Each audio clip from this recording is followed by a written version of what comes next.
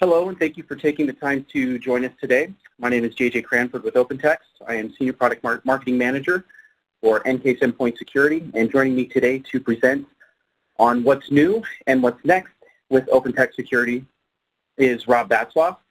He is also on the EnCase team, and he's the Senior Product Manager for EnCase Endpoint Security. So to start things off, there are certainly likely a few folks that will have questions throughout the webcast. Feel free to submit your questions using the Q&A panel or the Q&A widget via WebEx. And for any unanswered questions or for folks that would like to learn more about the topics discussed today, feel free to reach out to us at encase@opentext.com. That's an inbox I personally monitor along with a few other folks. And opentext.com/security is a great link for additional resources, marketing white papers, those kinds of things on OpenText and how we are approaching the problem of security. There are likely a few folks on the line that are either new to EnCase or new to OpenText. And for those folks, it might be beneficial to start this conversation with an introduction. So for those that might be unfamiliar, OpenText is the leader in EIM, Enterprise Information Management, and we have a laser focus on helping organizations create a connected and intelligent enterprise. And in an effort to provide our customers with even deeper insights into their data and offer security solutions and the ability to secure that intelligent and connected enterprise, we here at OpenText acquired the EnCase technology, or the EnCase family of digital investigation solutions from Guidance Software in 2017. Rob and I are both vets from the guidance side of the house. We've worked closely with the EnCase products for quite some time, and joining OpenText for us was certainly a great move, a win all around for the EnCase folks. One of the main reasons being is that we went from a company of 450 employees up to 12,000 and considerable resources there. So we can develop heavily and aggressively into the EnCase family of products, in particular on the security side. And in this webinar, we will be diving a little bit deeper into some of the innovation that's come out of that. To frame the conversation for security and how OpenText is approaching the problem of security, it's important to understand trends and patterns in the modern SOC, or basically to understand, what are modern security teams dealing with. And the folks over at Verizon, the Verizon Risk Team, do us a great favor every year, and they put together a report called the Verizon Data Breach Investigations Report. And basically what this is they look at the data that's been submitted to them from various organizations and agencies behind the breaches. What's causing the breaches, what are trends, what are patterns, what should security teams be aware of when facing and dealing with these modern threats. And the 2019 DBIR, which is based on 2018 data, was just recently released this month, and there are certainly some nuggets of wisdom in there for security analysts across the globe. One thing that certainly stood out to us on the EnCase side, because we are especially concerned with detection and response, is that 56% of breaches took months or longer to discover. So that's obviously an alarming number. That's a majority of the breaches take a considerable amount of time to discover, which means that attackers are spending time in networks and spending time on endpoints, moving laterally and doing damage undiscovered for quite some time. And that's certainly a key to turning compromise into a more serious security incident or a data breach.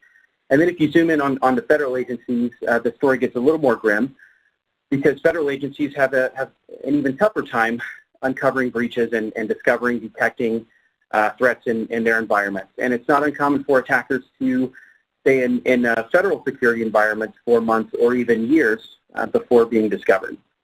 And obviously, the longer an attacker spends in an environment, network, or endpoint, the more damage will eventually be done because of that.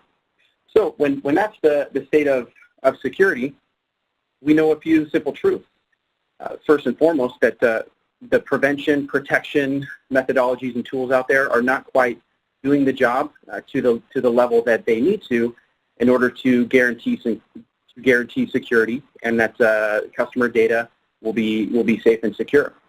And so that means that the industry should really focus or start to shift their mindset towards detection and response, because we can't prevent attackers are still getting into environments. They're spending a lot of time undiscovered in security environments, causing damage.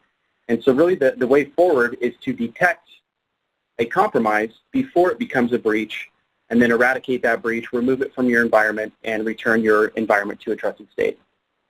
And that's really the focus of what we do with EnCase Endpoint Security. So to catch up, some of the folks that might not be familiar with EnCase Endpoint Security, there are three main components that drive this detection and responsibility on our end. And first and foremost is the EnCase agent. The EnCase agent is our key to unrestricted access to endpoints and their security data for investigations. Organizations obviously take a long considerable look at agents before deploying and running agents in their environment, because there are some common downsides in the industry. But what the market's come to expect from EnCase and our agents is that we don't carry those downsides that other agents do. It's small. It's about 40 times smaller in size than some of our competitive solutions and their agents. But it's also very discreet. Even running with all of the enhanced capabilities turned on in the EnCase agent, it only adds on average about 2% CPU usage. And if you prefer a suite approach, or if you want to deploy multiple EnCase solutions into your environment, it's a single unified agent for all EnCase products, not multiple agents for a suite of solutions. And JJ, sorry, yes. I'm going to interrupt you. Apologies. So with the single unified agent thing, this is really cool because, as JJ was mentioning, there's a big concern around deploying multiple agents. I don't know. I'm sure you see it on your own endpoints, but there's 5 or 6 agents running all the time, and that's necessary for some approaches. But one of the things EnCase has always been very proud of, and guidance and now OpenText, is that we leverage a single agent for all our tools, which span a whole breadth of use cases: internal investigations, e-discovery, risk management, and today we're talking a little bit about EDR. So that single agent, that's one agent now instead of 4. For what could be deemed necessary tools for any kind of protective or legal tech status on an endpoint. So that single unified agent is really cool, considering also how small it is. And like JJ was saying, I mean, at a rest state, it's not using any CPU. If you turn on all the bells and whistles, it only adds about 2% to the average daily use. And then it's really small in terms of its footprint. I have agents on my endpoint that are doing comparative functionality at almost 2 gigs of space. So ours being so small, it's nice. I think it's attractive to admins and those who have to answer to the amount of agents and their size when deploying. So sorry to kind of get in the way there, JJ.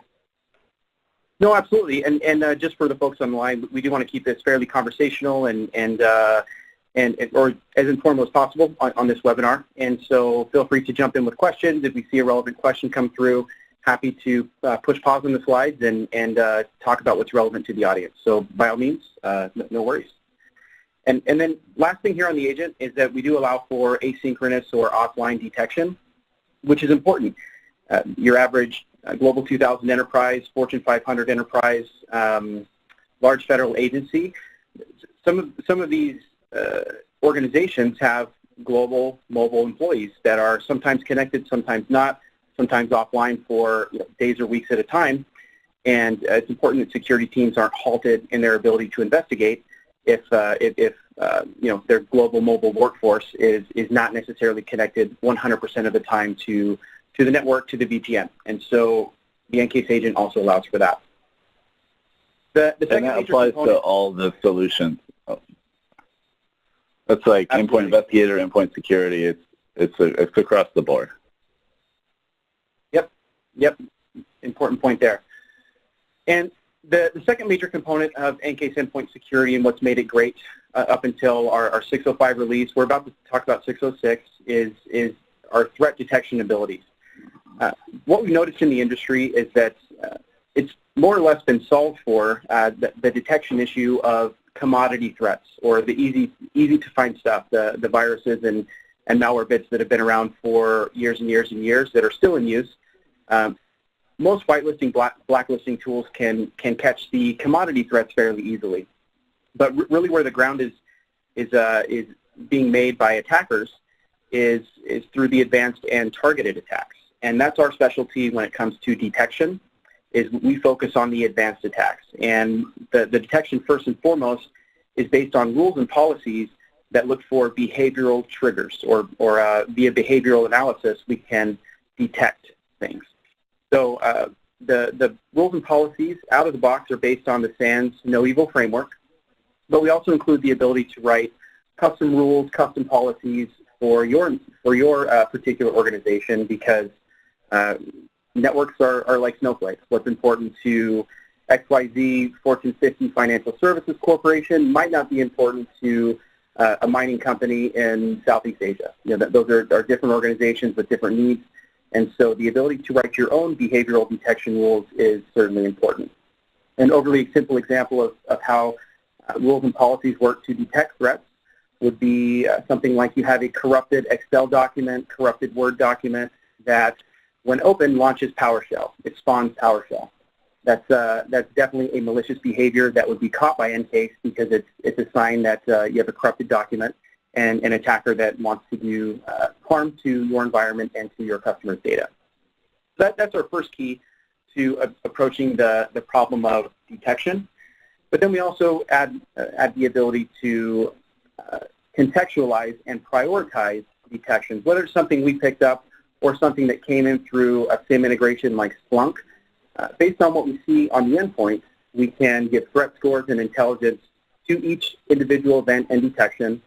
And then what that does is it helps analysts prioritize their response based on criticality. So they can come in 8 in the morning, start first on the most critical alerts, things with really high threat scores, 60, 70, 80, 90, and then work their way back from there to the less critical events and eventually the false positives. So if your average Global 2000 enterprise that's receiving 1 million alerts per day, they can churn through those alerts much quicker and focus on what's actually critical, where they can actually get hurt from the security sense, and not necessarily chase down false positives all day, which is important. It helps with the economy. Yeah, right, there's those anecdotes of, like, the big breach wouldn't have been a problem if we weren't sifting through the hundreds of false positives and finding a needle inside of a needle, all of those things. So it's been our goal here with what could be a large number of alerts coming in on a daily basis to kind of refine and whittle down what's important prior to an analyst trying to figure anything out. Like, what, based on live threat intel or custom anomaly rules, what's a big deal for real, and be able to respond to that and kind of let those either minor infractions or what could be false positives, just fall by the wayside and allow for a contextualized response and a quicker response. Exactly. Mm-hmm. And then the third component of what makes EnCase Endpoint Security the tool of choice for large and demanding security environments is our ability to respond with a fearless response. So organizations, security teams can confidently respond to threats with a forensic-grade remediation. This is important because our heritage is obviously forensics, and most folks have heard of EnCase in a context of law enforcement, dead box investigations, FBI, complex endpoint investigations, those kinds of things. And because that's our heritage, we take a lot of those lessons learned with us to the security side of the house. So when we remediate, it's a trusted surgical remediation. We can help pull endpoints offline to reduce lateral spread, kill any malicious processes running in your environment to essentially stop malware in its tracks. And then important here is we have the ability to actually go in and forensically delete those malicious files that created the malicious processes, and then examine memory and registry to make sure that the registry keys are reset so that malware doesn't have the ability to survive or reboot. So the combination of all those remediation abilities together is important and makes it a well-rounded, comprehensive remediation. And what's cool about this, the fearless response approach, is when we do usability testing or we talk about what you want, you found something bad, what do you want to do? And everyone's like, kill it, get rid of it. I don't want it to affect my network any longer.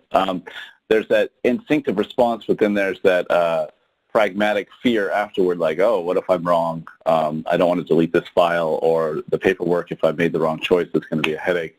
And so with how we've approached it with this fearless response, so we've introduced isolation, but more importantly, with some of our remediation abilities, it automatically collects the file you kill so that it's still there.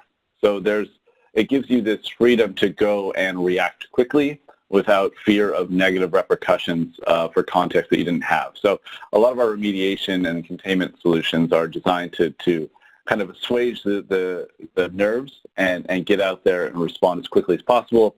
And then from there, be in a safe space to do more root cause analysis and determine what the actual scope of the event can be. Exactly. Mm-hmm.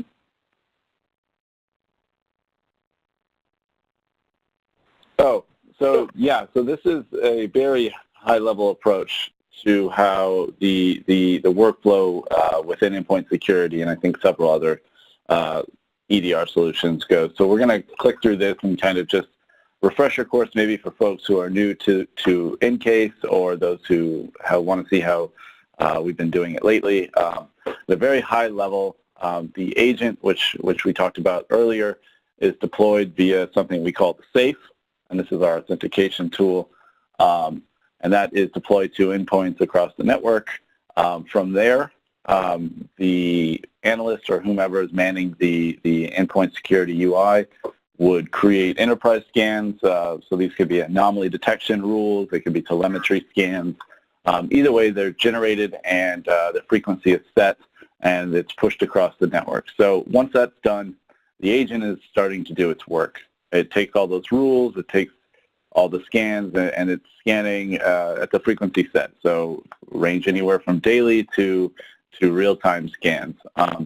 Once those hits occur, that data is then sent over to the examiner, and the examiner then can see, what's going on in the network. And this is where that threat intel and that the UI designed to prioritize real issues comes in handy, because I think JJ said, I don't know how many number of hits some of these larger companies are getting. You don't want to waste your time, so that's generated, delivered over to the examiner, where they can then respond.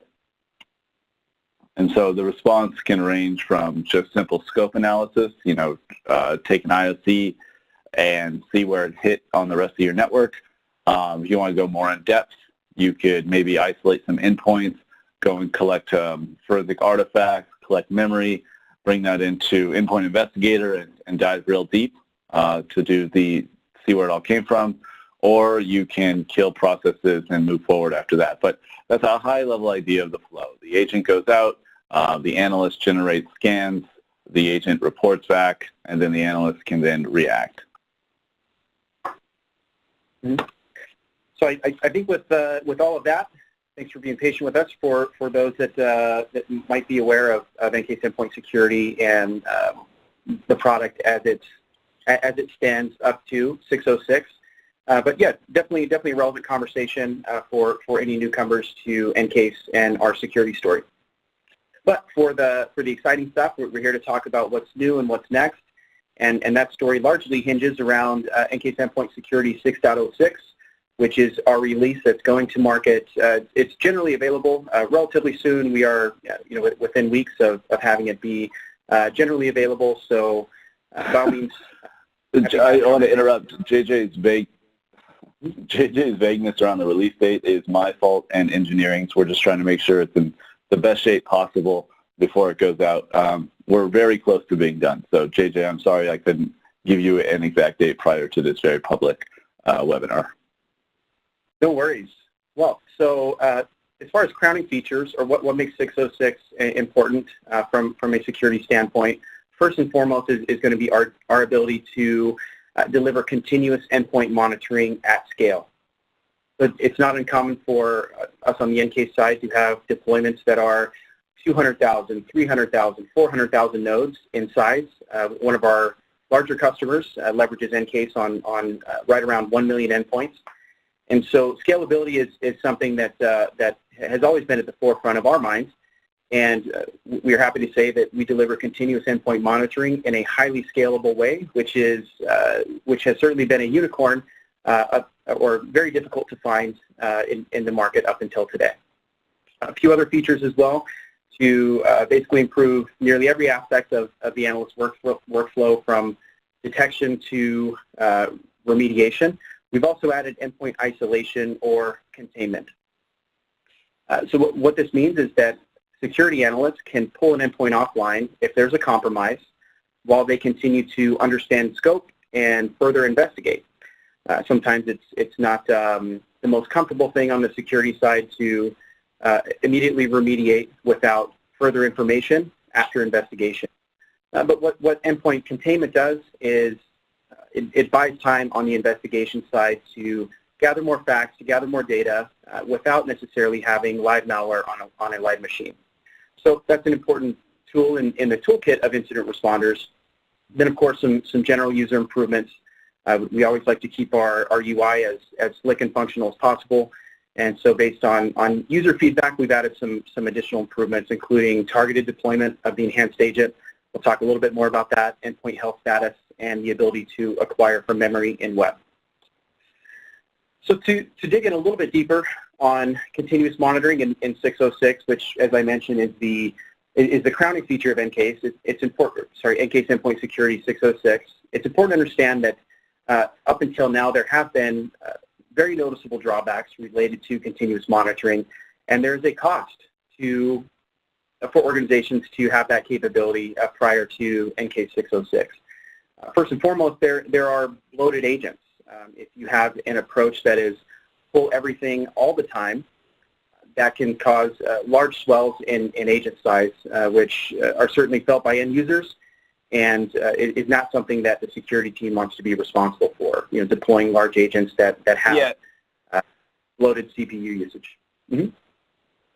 Yeah, so you just mentioned streaming everything all the time. NIST describes continuous monitoring as ongoing awareness, and there's a lot of different ways to do this. To be candid, I mean, we're not the first to this space in terms of continuous or real-time monitoring, but because of that, we've had kind of the luxury to sit around and see where it was done in a way that didn't scale or that might have answered the question for immediate needs, but kind of fell short in the long run. So we've got a chance to approach it slightly differently, and being able, or streaming everything back, creating a data lake, searching that through SQL queries or managed services, it hadn't been reading like the most successful or cost-effective way. So JJ is going to talk about a few other things on this slide, but that's just something we saw as something that could have been tweaked or improved on and focused more on what we're looking for and not capture everything and look later. So we'll kind of talk about that in the next few slides, but I'll hand it back to you, JJ.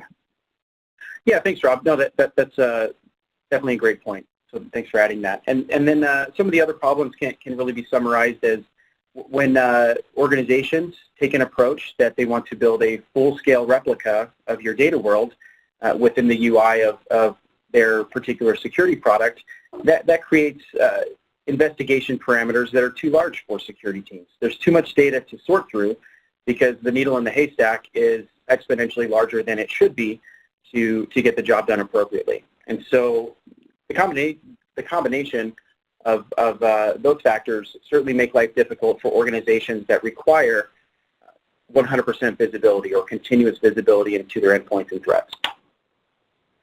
So we talked a little bit about targeted deployment and how users can select which endpoints in their environment are high-level assets that should require that enhanced agent or that enhanced level of visibility. So yeah, this is, again, another high-level slide, but the idea behind this was you're not going to need real-time monitoring on every endpoint in your network. You're just not. Also, you might not be able to handle the influx of alerts if you're doing real-time monitoring on every endpoint. The amount of false positives generated from a dev machine versus somebody who's out on the road doing sales. So we rolled this out, or we built in the idea of rolling this out in a targeted way, twofold. One, when kind of bringing in real-time monitoring to your approach, you can test it out. I know a lot of teams are timid in adding something that can be, on paper, a lot more energy or intensive on endpoints on the network. So we wanted to build it in a way where you could roll it out in a staggered manner. Let's check it out, see if it works. Does it scale well within our environment? What can we tweak? Kind of avoid that all or nothing launch. So that we wanted to avoid anybody going like, yes, thank you for continuous monitoring. I'm going to put it everywhere, and then it broke stuff. We don't want to do that. We want to roll it out in staggered fashion so that you can figure out what works, what doesn't. So there's that point. But the other one being, you can drop this now on high-value machines, targets are attractive to bad actors, that kind of stuff. So instead of dropping it on the intern's machine, you can just focus on maybe the HR IP range or some few important servers or machines that are beefy enough that you're not going to be concerned about running more and more scans. So the targeted deployment is really built in to account for the scalability of such visibility. And so far it's proven very successful, and it's been a cool approach, at least from the few customers we've worked with on it. Yeah, and just another point here is that it's, or kind of in the same vein as what Rob was mentioning, is that this speaks to the nuance in security, the nuance that's required by security teams. A one-size-fits-all approach to collect everything from every single endpoint is too burdensome, and so selecting your high-value assets that require that visibility is certainly a key to adding flexibility and customizations in your environment. A great example would be if you have a sales team in your organization. The sales folks, their machines might need to be scanned daily, weekly, or at some interval like that. Whereas, as Rob mentioned, those high-value assets that are attractive to attackers, that house sensitive data, or are certainly attractive targets, those machines might merit a more continuous approach. So, important to know that once you select which assets in your environment merit a more detailed look at the security data, it's important to understand that with EnCase, once we are monitoring continuously, we are pulling the right data in the right ways. So it's a solid foundation that you can build your security house on. We have broad operating system support, so EnCase can basically be deployed on anything that runs an operating system. Linux, Mac, Windows, plus the server architectures, IBM AIX, HP UX, some Solaris, Novell NetWare, and plus there's certainly a future with IoT devices and EnCase as well. And we don't have a reliance on operating systems or polling operating systems for security information. The EnCase agent sits at a core level, a kernel level, on the endpoint, where the data is the data, and there's no reliance on other applications or operating systems to gather that data that we can then cross-correlate and derive insights from. Now, as far as a more detailed or structured look at the continuous monitoring specifically in 606, what we're delivering in 606 is real-time capture of every process start and stop. This is important because the processes are really where a lot of the security information is housed, and so that's real-time continuous visibility into the most important artifacts. But then we take it a step further, and for those folks that know EnCase, know that we have a history of using snapshot technology to derive insights from endpoints. The snapshot technology has not gone away, and in fact, it's actually increased in scan frequency up to the ability of you can run a snapshot on an endpoint every 5 minutes and bracket those snapshots with the real-time capture of every process start and stop. And what that does is it gives you really deep forensic visibility into what's executing on your endpoints. If there was an interaction that occurred on the disk, if there was a user application interaction of some kind, EnCase will definitely help you find that. And of course, snapshots are still there to work hand in hand with the continuous side. Yeah, so what we're doing, and this came up in the Q&A, so what's going on is we've increased the frequency of snapshots, right? So everything you knew and loved about snapshots in their previous frequency, which I think prior to 605 was hourly. 605, we introduced anything below that from 5 minutes up to 59, every 59 minutes. And those snapshots capture what's shown here, the different artifacts, the DNS cache logins, handles, connections, DLLs, et cetera. And so now those snapshots are running every 5 minutes. What's being introduced here in terms of real-time monitoring is based on the anomaly rules deployed. We are taking those snapshots and running the anomaly rules against them, but where real-time is highlighted is with processes. So every process that starts and stops in between these 5-minute increment snapshots, everything in there is being collected. Whereas before we were only running anomaly scans on that millisecond, that one frame of time when the snapshot occurred. So every 5 minutes, which is a great increase from previous frequencies. Now there's nothing missed in terms of processes.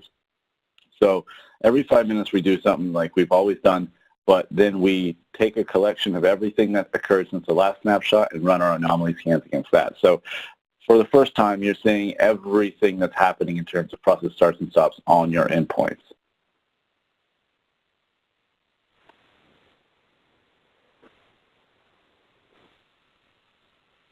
Oh yeah, cool. Another high-level slide. So to illustrate that, we're going to focus more or less on the bottom right-hand side of this guy. So the endpoint there, that green-looking laptop, what's done there is the agent's deployed, and from there we send anomaly rules to that. And like I said, we take a snapshot of that endpoint at whatever interval you see as you see fit. We run that snapshot against the anomaly rules. If an anomaly is detected, and this is another approach we've taken to making this a sustainable solution for some, is if an anomaly is detected or anything that warrants an event occurs, we put the agent to sleep. There's no need to continue running scans every 5 minutes for an endpoint that you know might already have an issue. You're going to go check it out. So that agent goes to sleep. And then from there, a request is sent over to the examiner service to pick up a job. And this kind of left section highlights the scalability. Horizontal scalability, as you do generate more events, you might need to upgrade hardware in order to handle that response time or limit that response time. And so we built EnCase Endpoint Security to scale horizontally, just more machines behind it, and you'll be able to tackle more jobs. From there, another point to scalability, and also keeping the analyst's time in mind, whenever we reach out to an endpoint with the enhanced agent, we automatically redeploy any updated rules. So if you have an existing anomaly scan with rules 1, 2, and 3, but you discover that new rule 4, has proven an issue on your network, you can add that to the existing anomaly scan, and upon connection with an endpoint, it will update and add that rule so that you're not out there auditing which endpoints have what rules running against them. Any anomaly scan with any number of targets in it will always update it with the most recent rules. So from there, it makes its way to the UI where you can then respond.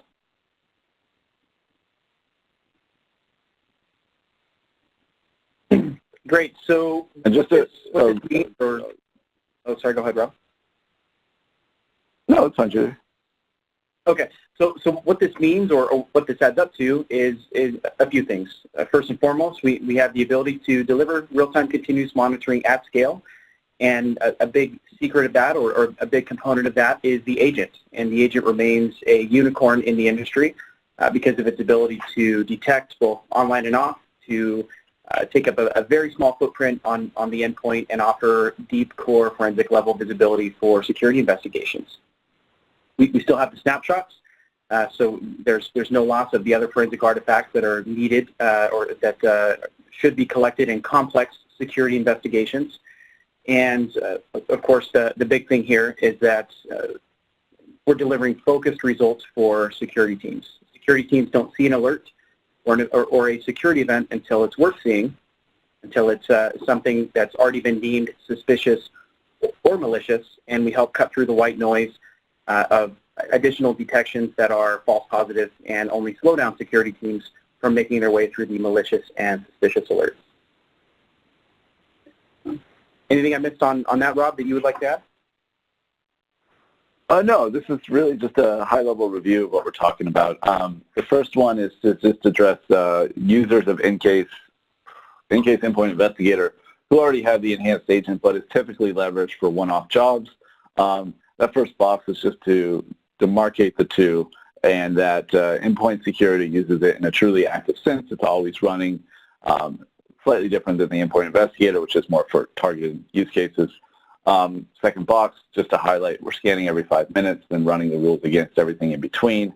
And then lastly, and this is very important, we work closely with the InfoSec team here at OpenText and at the Pasadena offices for EnCase products, and we wanted to kind of limit the amount of headache that might generate, that might stem from, the increased number of alerts. So we've designed it in a way where you're not getting notifications that just computers exist, only if something's bad happening to that computer.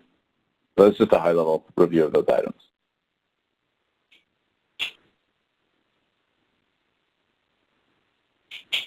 Oh yeah, we did a bunch of other stuff other than real-time monitoring. This is one of the, JJ talked a little bit about post-acquisition EnCase, and it's been pretty cool to have, we've had a little bit more breathing room to kind of tackle larger efforts in between our releases. So that's why real-time monitoring and the progressively more frequent scanning options have come out over the last couple of releases. We've had a little bit more option to keep our heads down and focus on what the customer needs and what the product needs. So with that in mind, I'll do a quick recap here of the stuff you can see in 606, and then I'm also going to go through all these things in the UI as well. So this is peppered with net new features, features that I think are required for any successful EDR tool, as well as some quality of life features for folks who have been using endpoint security for some time. So real-time monitoring, I think we've talked that a bunch. I'll show it in the UI as well. Secondly, target management in the web. This is a long time coming. When setting up targets on the fly, the user would previously have to kind of bounce between the desktop and web UI.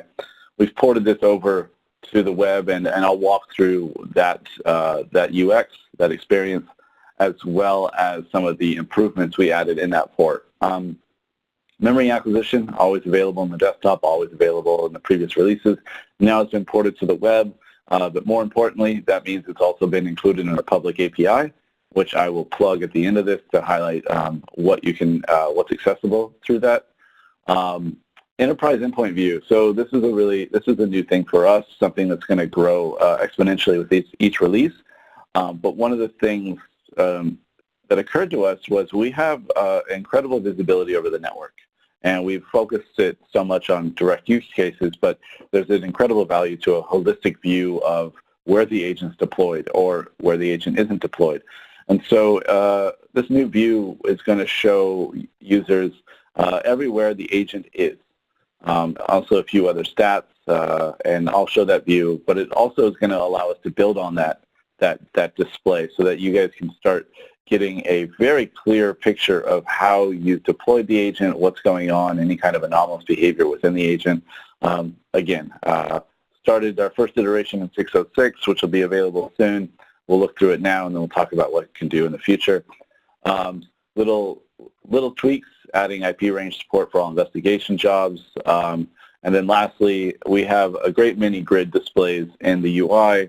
And prior to 606, they were relatively limited in their customization.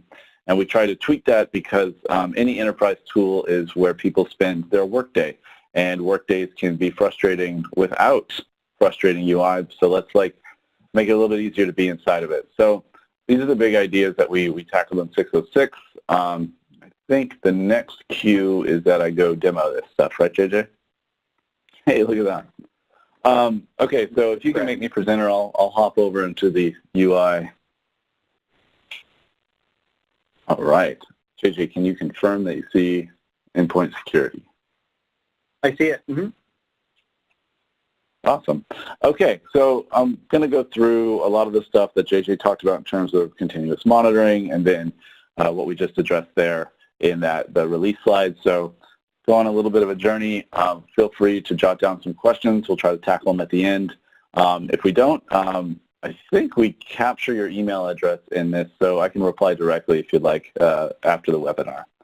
So let's see. First and foremost, we talked a lot about how deploying the agent can be done in a targeted manner. I just want to bring that up and show you quickly how it's done. Let's see. Through the Safe Configuration tool, the network plugin repository. This was introduced, I think, in Endpoint Investigator 802 about 2.5 years ago, which I was fortunate enough to have been the product manager then for Endpoint Investigator. So the enhanced agent capabilities, or where they're all located, is here. This is in the Safe Configuration tool. If you don't have them loaded already, you can easily do it through this green one. The source path is listed in the user guide per product. It's in the install folder of EnCase. You just need to dive down in there, grab it, and then do a couple settings depending on the plugin you pick. Endpoint Investigator's plugin has different functionality than Endpoint Security, so there's a few more tweaks you can change in terms of what you want to leverage on the endpoint, but not really applicable to the Endpoint Security use case. So once you have your plugins loaded into the repository, you can just double-click on the specific one you want to address. So for this example, Endpoint Security, and here are the options. And then from your network tab, you can select which targets, which IP ranges, where do you want this enhanced functionality to exist. So this is your kind of your ground zero of who is getting real-time monitoring. This is your setting. So if an agent, or excuse me, if an endpoint is not selected here or a range is not selected here, they will not have the enhanced capabilities, so they will not be able to be scanned in real time. How we handle that in the UI, I'll show you right now. So let's just scoot out of the Safe Configuration tool, go on over to Endpoint Security. Here we are. Our Settings tab, Settings page. So you'll see here we've added some new functionality in the Settings page around the enhanced agent. In 605, we introduced the continuous scan frequency intervals. So like I said, prior to 605, we are limited to the highest frequency was an hour, but now we support anything below that. So you can set it to 30, 15, 10, 5. But real time is what's going to enable that collection of process starts and stops in between. So this setting applies directly and only directly to those endpoints with the enhanced agent deployed. So for example, if you have an IP range that has one endpoint with the enhanced agent but 3 endpoints with the standard agent, and you set an hourly scan, those targets with the standard agent will be scanned hourly as set in the scan, but anything with the enhanced agent is going to follow these rules. So that's really where your control is. Below that, you'll see something we also introduced in 605, duplicate event suppression. It was not lost on us that increasing scans from an hour to every 5 minutes might generate 1 or 2 more events. And so we wanted to give the analyst, the user, to kind of ebb the flow of some of these alerts. And so we introduced this field here where you can say in this 24-hour period or any period you select, you do not want to receive duplicate events, which means if at 9 o'clock machine A is triggered by anomaly rule number 1, that's great.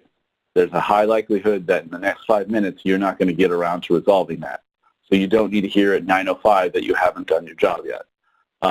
And so I imagine that scales drastically and can be very frustrating. So what we built in here was a window of time where you can kind of snooze on these redundant alerts. But if, say, machine A is then hit with, we discover anomaly rules 2 and 3 were also tagged, it'll generate a new alert because it's not the same. So that way you're kept up to date as new things occur, but if you don't need to hear the same issue over and over, we have the option here to provide a bit of a window. And this can go down to 0 if you'd rather ignore it and get as much information as possible, which is a completely valid way to approach things, or you can expand it to any number you want. So just another little setting we put in there to try to resolve some of the alert fatigue and make the analyst day-to-day a little bit better. So what do these events generated by a real-time monitoring look like? So what we'll do is kind of go here to highlight something else we added. So enterprise scans, this is the home of every scan you've created, anomaly or telemetry. You guys have spent time here, I imagine. From here, you can see your scans that you've created. You can review them. These are the ranges that the scan is run against. Its default setting is run hourly. Again, that only applies to those with a passive agent. If you have deployed the enhanced agent and set it to real time, those endpoints are being scanned every 5 minutes. It's got all the rules on here, all the anomaly rules, and then we created a new one around MITRE, which we've been spending a great deal of time investigating. And this rule is just a account discovery rule. Just see if you can catch somebody in the recon phase trying to find who's logged in. So this is all old. You guys have used this. You've seen it. What we added here is the option to kind of jump to any event that was generated from these scans. So that way you can start determining the success or the validity of the scans you've created. For example, that scan has, since it's, these are all open events. So since it was created, it has generated these events. And so you can see right away, 5 events, I think that was the number. Anyhow, another thing we added, now that we're in the event detail view, a lot of information here, a lot. And JJ talked about having a forensic background, and forensic views always really highlight how much stuff they can show you, but sometimes that level of detail isn't necessary. We've done a few things to tweak that, and we'll get to them in a moment. But another thing I wanted to bring up here, 605 edition, is from within the event detail view, you can now scan through events without having to pop in and out. Minor tweak, but I think a valuable one. If you spend your time looking at events all day and you don't want to pop in and out, you can just kind of scroll through them. What else? Oh, added this guy over here. This is in the drop-down for any event detail. You're going to be able to see the scan type. So this will say, what is it, real time, if it's got the enhanced agent on it, or it would say standard agent or continuous monitoring. So that way you have a sense of how this was detected. So just a little bit more context, both on the analyst side as well as the admin side, to see the effectiveness of some of the settings. So now that we're in here, let's take a quick look at, so real-time monitoring, right? So that means we're capturing everything that starts and stops in between these scans, which forced us to introduce a couple new columns, start and stop, because if we're scanning every 5 minutes, there's going to be stuff that exists in between there. We want to show what's happened. So as an example of the frequency or the true real-timeness of the scanning, these executables launched and stopped within under a second. So in the past, you would only see these things triggered. These things would only trigger an anomaly or an event if they happen to have started and stopped at the exact moment you were doing a snapshot, which I'm sure stranger things occur. But now with real time, there's a confidence level here where no matter what, no matter how frequency you set up, these are being caught, which is excellent, which is that visibility that's required. And as we've touted many a time, this is process starts and stops, but that is not where we are stopping. More and more artifacts are being added as we speak now for our future release later in the year. So this is kind of us dipping our toe in the water of real-time monitoring. So you see start and stop. What else? I mean, the process tree still exists. Didn't never take anything away. What else should we show here? Oh, so let's add this investigation or this event to an investigation. We'll add to an existing one. Small quality of life thing. I don't know if you'll notice it, but this new add to investigation menu is a lot cleaner. You can also search on it, and it makes it clear the investigation title and who it's assigned to a little bit better than in previous releases. So we're just going to drop it to this investigation. You're prompted to go then to that investigation, so you can go dive right in. So this is the investigation page. Couple things I want to highlight here is the investigation history has been updated. Again, a lot cleaner. On the right here, you can filter, search, and sort by action, username, and date. But also very important, you can now export this information for any kind of internal auditing or reporting purposes. So little tweaks there that came directly from the field and our own InfoSec folks. let's see, what else? We got the event, and we talked a little bit about displaying a ton of information where maybe it's not necessary. So what we added, which I'm really happy about, is column selection. So we have several columns available to the user in this view. They've always been permanent, but now you can check which ones matter to you. Why this matters, you can really streamline the amount of information you have to digest, but also over the course of development, we tend to debate, should this go in or not into the view? And now that you can turn it on or off, we'll probably put a lot more data in here. These columns can be turned on or off. They can be resized. I know these aren't amazing features, but they're definitely new. They can be resized, rearranged, and organized in a way that they also persist through browsers. So previously, if you rearranged it and then left and came back, it would default. That's no longer the case. You set it up the way you like it, and it stays that way. So what do we know right now? Let's highlight a couple new features. So we know for a fact that this endpoint has something bad on it. So what we want to do, and for the sake of this demo and 606 features, is go and isolate it. So what that means is we go down to what used to be the remediation button. Now it's been generalized to containment from here. Multiple options. Everything's the same with remediation. Nothing's changed. But now you have an isolations tab. Simple enough. It displays every host in your current investigation and allows you then to isolate it. And high security here. Don't want to make any mistakes. So that's going to go isolate that endpoint, taking it off the network. What's cool about that is it doesn't prohibit, it basically closes every port except for the one leveraging the agent, or the one the agent's leveraging. So you can continue to investigate, collect, remediate, whatever you want to do using any EnCase product. So if you have Endpoint Investigator as well, you can continue to access this endpoint and do some real deep root cause analysis. You see here the status has changed to isolated very quickly. The next thing I want to show, which is loosely tied to this, is what we're calling enterprise endpoints. This is that new holistic view where, and again, this is a very small demo environment. I think most of our customers would see a great many more endpoints. But this will give you a view at every single endpoint that you deploy the agent to, and a couple states. So IP address, agent, the type of agent that's deployed, standard versus enhanced, the host name, isolation status, and last seen. So isolation status is key for some troubleshooting because heaven forbid you close an investigation without reconnecting an endpoint. We'll show you how to do that in just a moment. But you can easily and quickly filter on isolation status and know for a fact that this IP is isolated and maybe you don't want it isolated anymore and you can go back and fix it.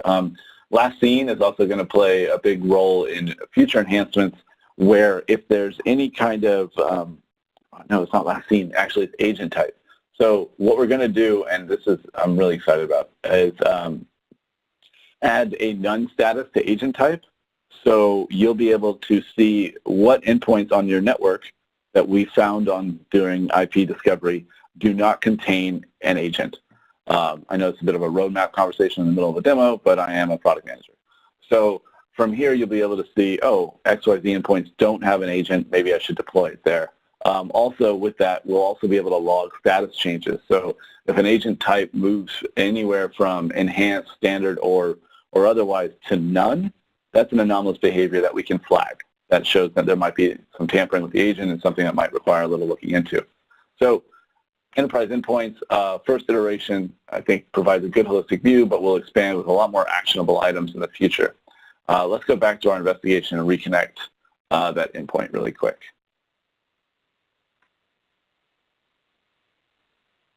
And simple as that, just reconnect it. We didn't talk about it earlier in the slides, but this is also incredibly valuable because previously isolation required calling the IT folks to take an endpoint offline, which can result in a lot of tickets, emails, explanations, etc., all I'm sure for good reason, but now you can all do it from this UI. To that end, I do want to highlight the fact that most, if not all of these new features also are locked down by specific permissions.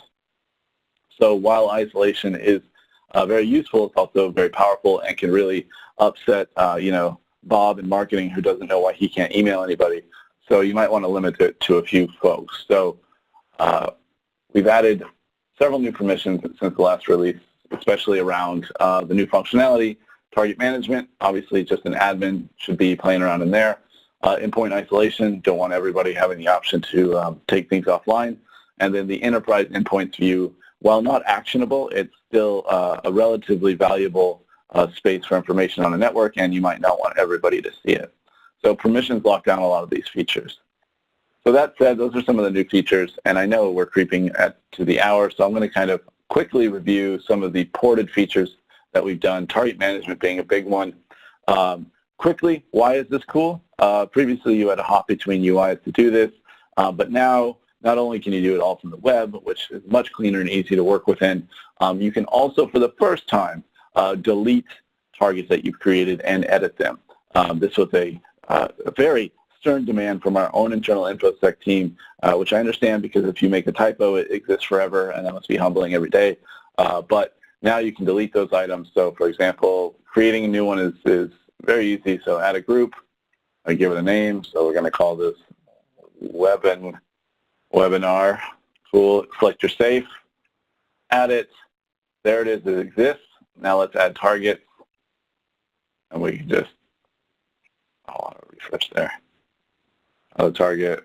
Rob, and what do we got?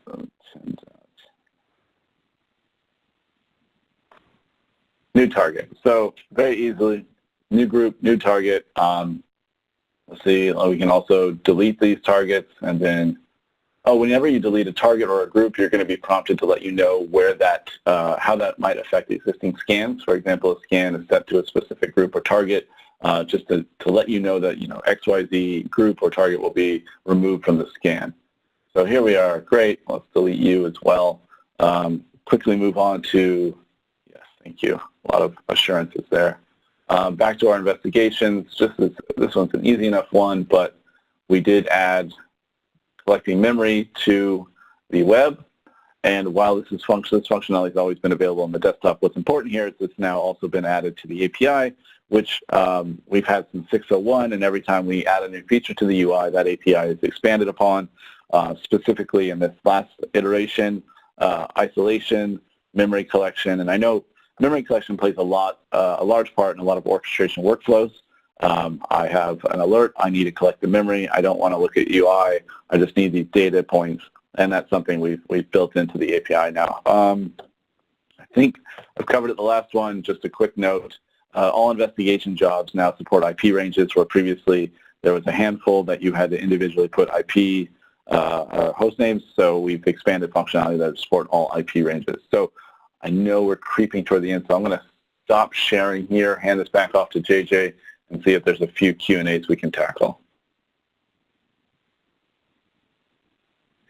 Sure thing. So let me jump into that. Okay. I should be sharing now. Yeah, so as Rob mentioned, we are close to the top of the hour. We can cruise through the rest of this real quick.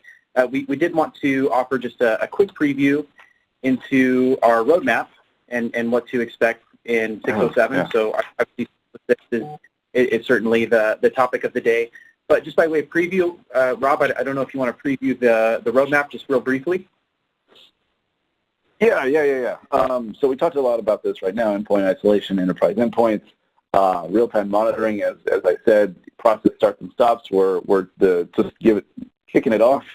We got a lot more coming at the end of the year, but some other forthcoming improvements. Examiner management. This is aimed to some of our cybersecurity users that scale across the world. So we'll be porting over that functionality to Endpoint Security version 6, which we're really happy about. Unified timeline. So our timeline, while extensive, is broken into several tabs, and we wanted to consolidate that so you can get a better narrative around an incident.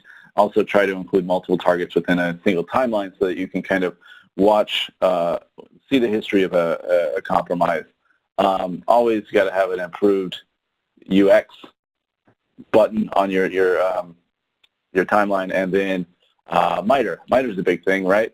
So we are heads down in the MITRE framework right now, building out out-of-the-box rules to include in our next release in 607, and So MITRE is going to be a big part not only of the EDR landscape, but also of endpoint security moving forward.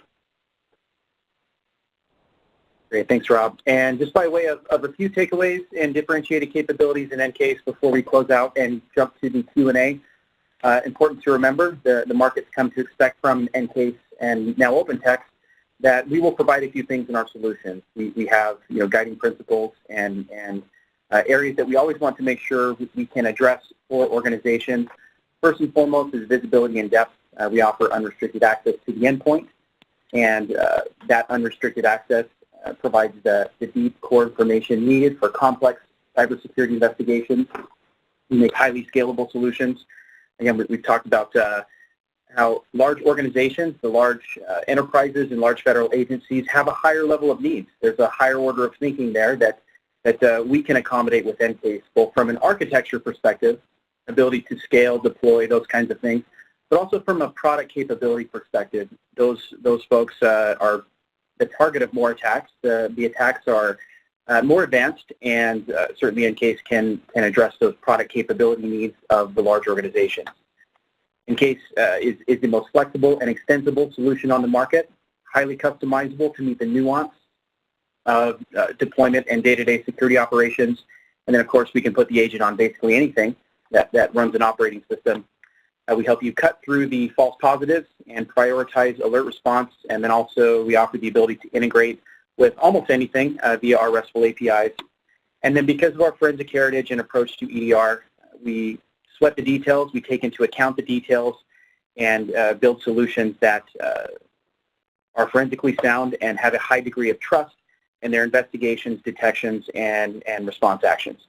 What all that adds up to is the EDR tool of choice for large and demanding security environments.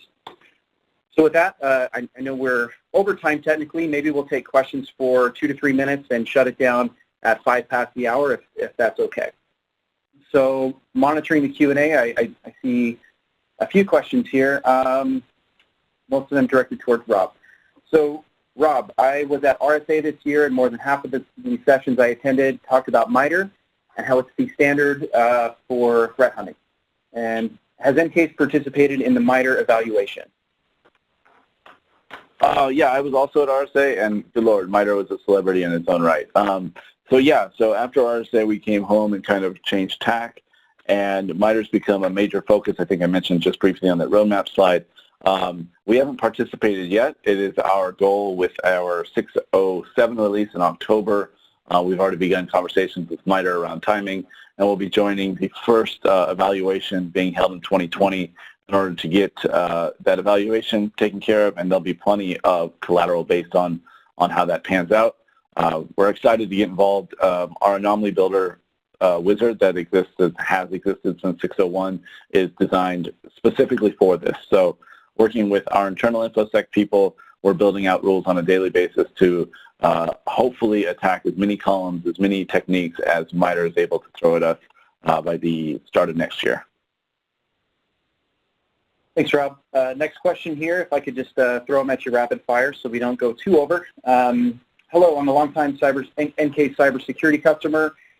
These features sound great, but my company uses the profiles in version 5 of EnCase Cybersecurity, and we can't use any of these new features. Are there plans to add profiles to EnCase Endpoint Security?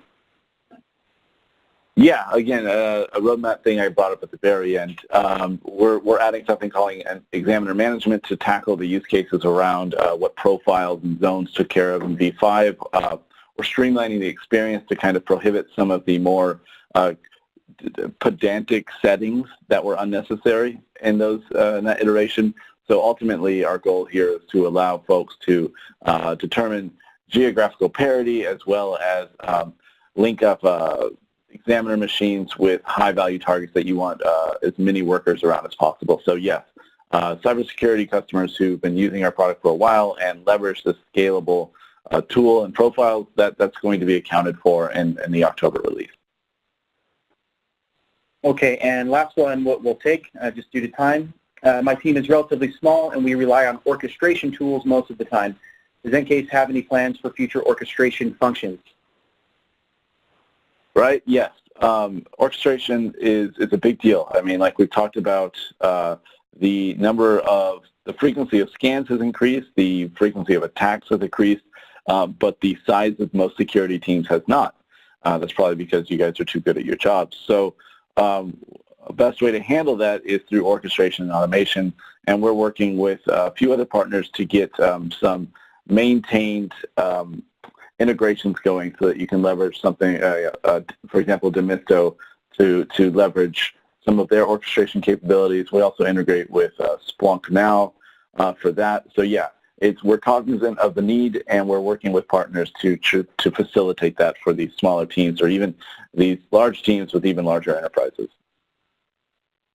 Okay, great. Thanks, Rob. So we'll go ahead and close it out for the Q&A. Once again, thanks for taking the time to join us today for this webinar. We hope it's been a great experience for those involved. Just as a reminder, NFuse 2019 is coming up. Oh, I have an animation on here. I apologize for that. It's coming up in a few months, November 11th through 14th at the Venetian in Las Vegas. So the NFuse is coming back. We hope to see you there. And if you have questions before then, of course, feel free to reach out to us, encase@opentext.com or opentext.com/security. We'd be happy to answer any of your questions and continue the conversation. Thank you.